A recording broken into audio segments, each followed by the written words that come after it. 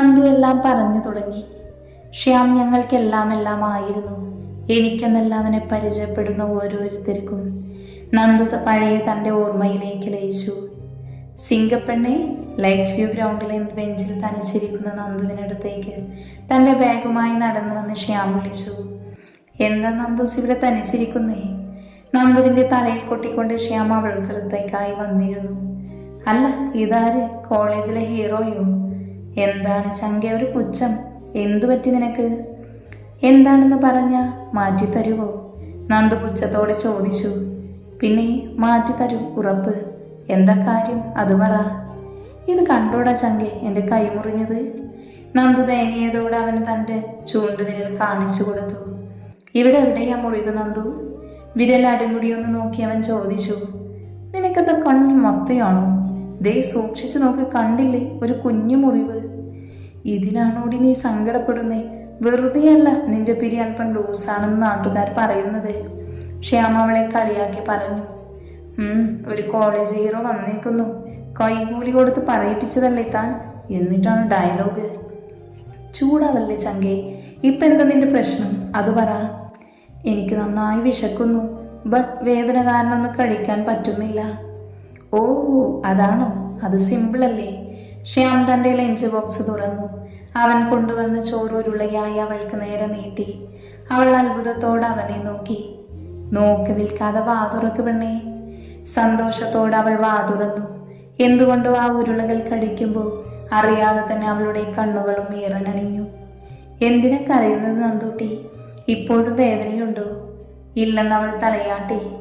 ഭക്ഷണം മുഴുവൻ കഴിപ്പിച്ച ശേഷം അവൻ പാത്രം തൻ്റെ ബാഗിൽ വെച്ച് എഴുന്നേറ്റു. ശേഷം അടുത്തിരുന്ന ടാപ്പിൽ കൈ കഴുകി അവളുടെ വായും കഴുകി കൊടുത്തു. നന്ദു അത്ഭുതത്തോടെ ശ്യാമിനെ തന്നെ നോക്കി നിന്നു. എങ്കിൽ ശരി, എനിക്ക് കുറച്ച് അർജന്റ് വർക്കുണ്ട്, പിന്നെ കാണാം. അധിക നേരം ഇവിടെ നിൽക്കാതെ വേഗം ക്ലാസ്സിൽ പോകാൻ നോക്ക്. അവളെ നോക്കി ചിരിച്ച ശേഷം അവൻ നടന്നകന്നു. അറിയുകയായിരുന്നു അവൾ സൗഹൃദത്തിൻ്റെ മധുരത്തെ. നടന്നകലുന്ന ശ്യാമിനെ മിഴിനീർവോടെ അവൾ നോക്കി നിന്നു. സന്തോഷത്തോടെ നടന്നു വരുന്ന ശ്യാമിനെ കണ്ട് കാർത്തി കള്ളച്ചിരിയോടെ നിന്നു. എന്താടാ എന്നെ ഇങ്ങനെ നോക്കുന്ന നീ? ശ്യാം ഗൗരവത്തിൽ കാർത്തിയെ നോക്കി ചോദിച്ചു. എന്തായിരുന്നു അവിടെ? എവിടെ? നീ ഒന്ന് തെളിച്ചു പറ കാർത്തി. അല്ല, നന്ദൂട്ടിക്ക് ഊട്ടിവിടലും അവളുമായി കൊഞ്ചലും അങ്ങനെ എന്തൊക്കെയോ അവിടെ ഇപ്പൊ നടന്നില്ലേ? അതെന്താണെന്നാ ചോദിച്ചത് അടിയൻ.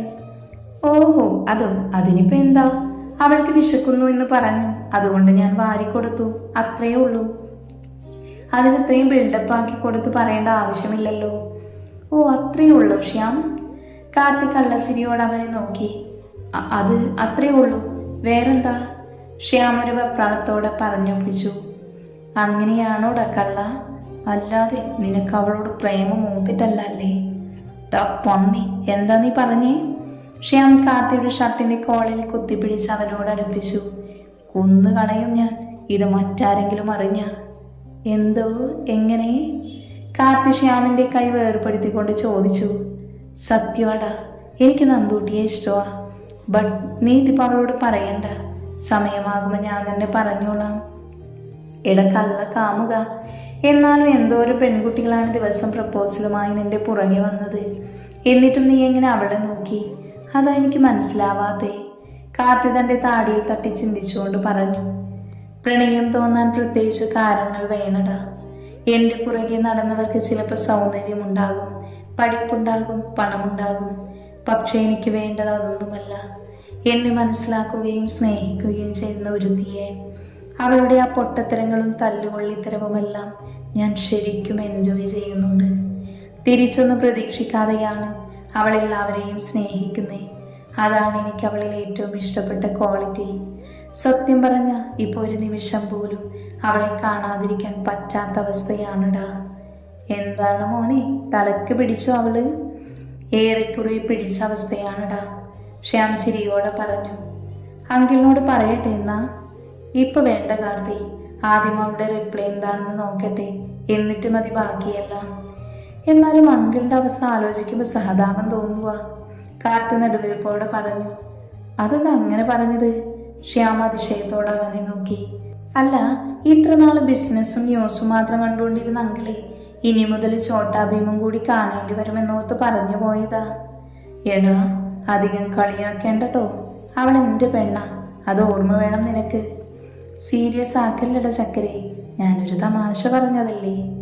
ശ്യാമിൻ്റെ താടിയിൽ കൊഞ്ചിച്ചുകൊണ്ട് കാർത്തി പറഞ്ഞു. അവർ പരസ്പരം നോക്കി ചിരിക്കാൻ തുടങ്ങി.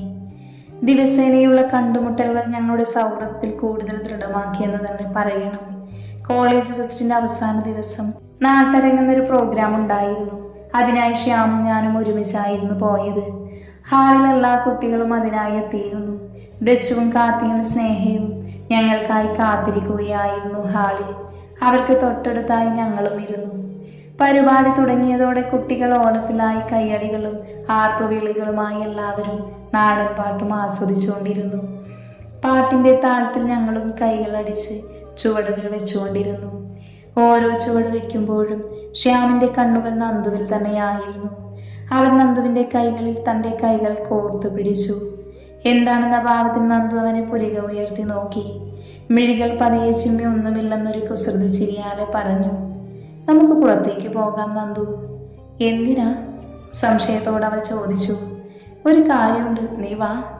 ശ്യാം ധൃതിയിൽ അവളുടെ കൈകൾ പിടിച്ചു വലിച്ച് സ്റ്റോൺ പാർക്ക് ലക്ഷ്യമാക്കി നടന്നു. അവരിത് എവിടെ പോയതാ? ദച്ചു സംശയത്തോടെ എഴുന്നേറ്റ് പോകാൻ ഒരുങ്ങവേ കാർത്തി അവളെ തടഞ്ഞു നിർത്തി. അവരിപ്പോ വരും ദച്ചു, നീ ഇവിടെ ഇരിക്ക്. അവളെ തൻ്റെ തൊട്ടടുത്ത് പിടിച്ചിരുത്തി. എങ്ങോട്ടാ ശ്യാം പോകുന്നേ? തൻ്റെ കൈകളിൽ പിടിച്ചു നടക്കുന്ന ശ്യാമിനെ ഒരു നിമിഷം തടഞ്ഞു നിർത്തി അവൾ ചോദിച്ചു. എനിക്ക് നിന്നോട് ഒരു സീരിയസ് ആയൊരു കാര്യം പറയാനുണ്ട്. നമുക്ക് സ്റ്റോൺ പാർക്കിലിരിക്കാം. അവൻ അവളുടെ കൈകളിൽ മുറുക്കെ പിടിച്ചു നടന്നു. എന്തുകൊണ്ടോ അവൻ്റെ അതരങ്ങളിൽ പുഞ്ചിരി വിടർന്നു. നിന്നെ ഇനി ഒരിക്കലും കൈവിടില്ല പെണ്ണെ. അവൻ്റെ ഹൃദയത്തിൽ ഒരു താളവുമായി ആ വാക്കുകൾ മിടിച്ചുകൊണ്ടിരുന്നു. സ്റ്റോൺ പാർക്കിൽ തിരക്കാണെന്ന് കണ്ടവർ ലേക്ക് വ്യൂ ഗ്രൗണ്ടിലേക്ക് നടന്നു. അല്ലെങ്കിൽ എന്തെങ്കിലും അത്യാവശ്യമായി കാര്യം പറയാൻ നേരം എന്തെങ്കിലും ഇടങ്ങേറുണ്ടാവുമല്ലോ. എല്ലാത്തിനും കൂടി അവിടെ തന്നെ വന്നിരിക്കേണ്ട വല്ല ആവശ്യവുമുണ്ടോ? ശ്യാം ദേഷ്യത്തോടെ പറഞ്ഞുകൊണ്ട് നടന്നു. ഒരു ചിരിയോടെ നന്ദു അവൻ്റെ ദേഷ്യം ആസ്വദിച്ചുകൊണ്ടിരുന്നു. എന്താടാ ചങ്കെ, അത്രയും സീരിയസ് ആയ കാര്യമാണോ അത്? ചിരിയോടെ അവൾ അവനെ നോക്കി. അതേടി ചങ്കെ, അത്രയ്ക്കും സീരിയസ് ആയ കാര്യം തന്നെയാ അത്. അവൻ ലേക്ക് സൈഡിലേക്ക് ചേർന്നുള്ള മുളച്ചോട്ടിലിരുന്നു. കാറ്റിന്റെ വേഗതക്കൊത്ത് ഇളകിയാടുന്ന മുളം തണ്ടുകളിൽ നിന്നുള്ള മർമ്മ ശബ്ദത്തിൽ ഒരു നിമിഷം അവൻ കണ്ണുകൾ അടച്ച് ലയിച്ചിരുന്നു. ബെസ്റ്റ്, നീ ഇരുന്നുറങ്ങുന്നത് കാണിക്കാൻ കൊണ്ടുവന്നതാണോ എന്നെവിടെ? നന്ദു സംശയത്തോടെ അവനെ നോക്കി. ഒരു അൺറൊമാൻറ്റിക് മൂരാച്ചിയായിരുന്നോ നീ? പിന്നെ നിന്റെ ഈ പ്രവൃത്തി കണ്ട ആർക്കായാലും ദേഷ്യം വരും. മര്യാദക്ക് പാട്ടും കേട്ട് തുള്ളിക്കൊണ്ടിരുന്ന് എന്നെ പിടിച്ചു വലിച്ചുകൊണ്ട് വന്നിട്ട് നീ ഇവിടെ ഇരുന്ന് കണ്ണടച്ച് തപസ് ചെയ്യുന്ന കണ്ട ഞാൻ പിന്നെ എന്താ പറയണ്ടേ? ചൂടാകല്ലടി സിംഗപ്പെണ്ണേ, ഞാൻ പറയട്ടെ. എന്താണെന്ന് വെച്ചാ ഒന്ന് വേഗം പറ ചങ്കേ. നന്ദു ആകാംക്ഷയോട് അവൻ്റെ വാക്കുകൾക്കായി കാതോർത്തു.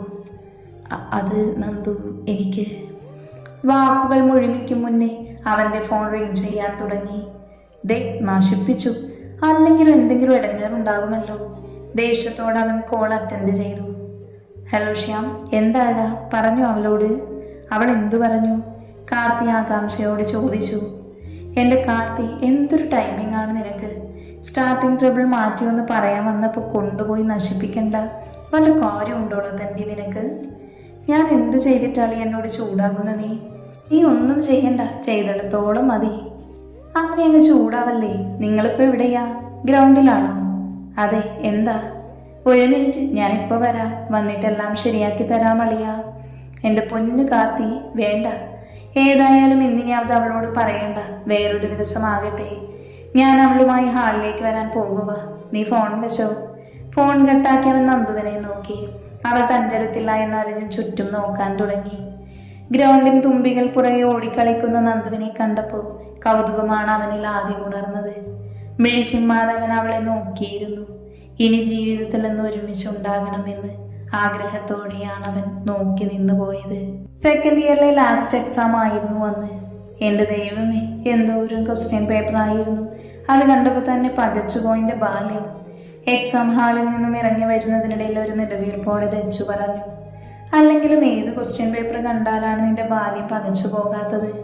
സ്നേഹ ഒരു കളിയാക്കലോടെ പറഞ്ഞു. അത് കേട്ട് നന്ദു ചിരിച്ചു തുടങ്ങി. ഒരുപാട് കിളി വേണ്ട. ഒന്നും എഴുതാത്തവന്റെ ദുഃഖം എല്ലാം എഴുതിയ നിനക്ക് പറഞ്ഞാൽ മനസ്സിലാകില്ല. കേട്ടുടി കിടക്കെ മുള്ളി. ദച്ചു പറഞ്ഞു കേട്ട് നന്ദു ചിരി നിർത്തി അവളെ സൂക്ഷിച്ച് നോക്കിക്കൊണ്ടിരുന്നു. മതി മതി, ഇനി രണ്ടും കൂടി നോക്കി പേടിപ്പിച്ച അവസാനം ഇടിയിടണ്ട. ഞാൻ പറഞ്ഞത് ഞാൻ ഇങ്ങ് തിരിച്ചെടുത്തു. ആരും ആരെയും കളിയാക്കേണ്ട. നമുക്ക് വേഗം ഇറങ്ങാൻ നോക്കാം. സ്നേഹ പറഞ്ഞത് ശരിവെച്ച് പതിയെ അവർ ഗേറ്റ് ലക്ഷ്യമാക്കി നടന്നു. കോളേജ് ഗേറ്റിന് പുറത്ത് ശ്യാമിന്റെ ഗ്യാങ് നിൽക്കുന്നത് കണ്ട് നന്ദു ആവേശത്തോടെ അവർക്കടുത്തേക്ക് ഓടി. എന്തുപറ്റി നന്ദു? കിതപ്പോണ്ട് തൻ്റെ അടുത്ത് ഓടി വന്ന് നിൽക്കുന്ന നന്ദുവിനെ ശ്യാം ആകുലതയോടെ നോക്കി നിന്ന് ചോദിച്ചു. അല്ല, വെക്കേഷൻ അല്ലേ, അപ്പൊ ഇനി കാണാൻ പറ്റില്ലല്ലോ. ഒന്നും പറയാതെ നീ പെട്ടെന്ന് പോയി കളഞ്ഞാലോ എന്ന് വിചാരിച്ച് വേഗം ഓടി വന്നതാടാ. ഒരു കിതപ്പോടെ നന്ദു പറഞ്ഞു. എൻ്റെ ചങ്കേ, നിന്നെ കാണാതെ ഞാൻ പോകുമെന്ന് നിനക്ക് തോന്നുന്നുണ്ടോ? അതില്ല, എന്നാലും. അവൾ അവനോട് ചേർന്ന് നിന്നുകൊണ്ട് കൈകളിൽ പിടിച്ചു. എന്തു പറ്റി നന്ദു? എക്സാം എങ്ങനെ ഉണ്ടായിരുന്നു? അവളുടെ മുഖത്തേക്ക് വീണ് കിടക്കുന്ന മുടിയിടകളിൽ പതിയെ ചെവിക്ക് പിന്നിലേക്ക് ഒതുക്കി വെച്ചുകൊണ്ട് അവൻ ചോദിച്ചു. അതൊക്കെ സൂപ്പറായിരുന്നു. നിനക്കോ? കുഴപ്പമില്ല. അതെ, ഞങ്ങൾക്കൊന്ന് മൈൻഡ് ചെയ്യാമോ സഹോദര? ദച്ചുവും സ്നേഹയും അങ്ങോട്ട് വന്നുകൊണ്ട് ചോദിച്ചു.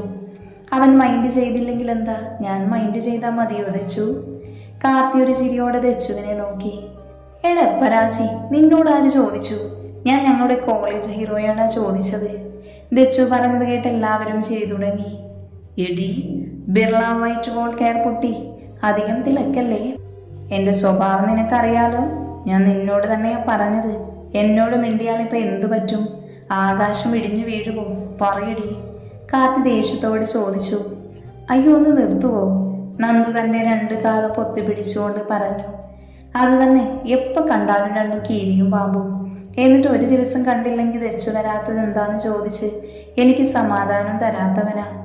ഇപ്പൊ അവളെ കണ്ടപ്പോൾ കടിച്ചുയറാൻ ചെല്ലുന്നേ. ശ്യാം പറഞ്ഞു നിർത്തി. പറഞ്ഞു കഴിഞ്ഞാണ് താൻ കാണിച്ച വിഡ്ഢിത്തരം അവൻ ഓർത്തത്. പതിയെ കാർത്തിയെ ഒന്ന് നോക്കി. എന്ത് പണിയാണ് കാണിച്ചതളിയ എന്ന ഭാവത്തോടെ കാർത്തി ശ്യാമിനെ നോക്കി. സോറി അളിയ, കയ്യെന്ന് പോയി എന്ന ഭാവത്തോടെ ശ്യാമും കാർത്തിയെ നോക്കി നിന്നു. ഇതൊന്നും മനസ്സിലാവാതെ വായും പൊളിച്ചവർ മൂന്നുപേരും ശ്യാമിനെയും കാർത്തിയെയും മാറി മാറി നോക്കി. നീ എന്തിപ്പോ പറഞ്ഞേ? നന്ദു ശ്യാമിന്റെ മുഖത്തേക്ക് സംശയത്തോടെ നോക്കി ചോദിച്ചു. അത് അല്ലേ, ഇവനെപ്പോഴും തിരക്കും. വോൾ കെയർ കുട്ടി വന്നില്ലേ എന്ന് അതാ പറഞ്ഞതാ. അല്ലാതെന്താ? അല്ലേടാ കാർത്തി? ശ്യാം എങ്ങനെയോ പറഞ്ഞൊപ്പിച്ചു. അതെ, ഈ വോൾ കെയർ കുട്ടിയെ ചുമ്മാ കളിയാക്കാൻ വേണ്ടി ഞാൻ തിരക്കാറുണ്ട്, അത്രേ ഉള്ളൂ. അല്ലാതെന്താ? കാർത്തി ഒരു വിക്കലോടെ പറഞ്ഞു. നീ ഇങ്ങ് വന്നേ നന്ദു. ശ്യാം നന്ദുവിൻ്റെ കയ്യിൽ പിടിച്ചു വലിച്ച് മുന്നോട്ട് നടന്നു. ഈ സിംഹത്തിന്റെ മടയിൽ എന്നെ ആക്കിയിട്ട് നീ എങ്ങോട്ട് പോകുന്ന അളിയാ? അവർ പോകുന്നത് നോക്കി കാർത്തി വിളിച്ചു കൂവി. ഇപ്പൊ വരാം, നീ അവിടെ നിന്നോ. ശ്യാം തിരിഞ്ഞു നോക്കി പറഞ്ഞു. ഒന്നിളിച്ച് കാണിച്ചു. ശേഷം നന്ദുവുമായി അവൻ മുന്നോട്ട് നടന്നു.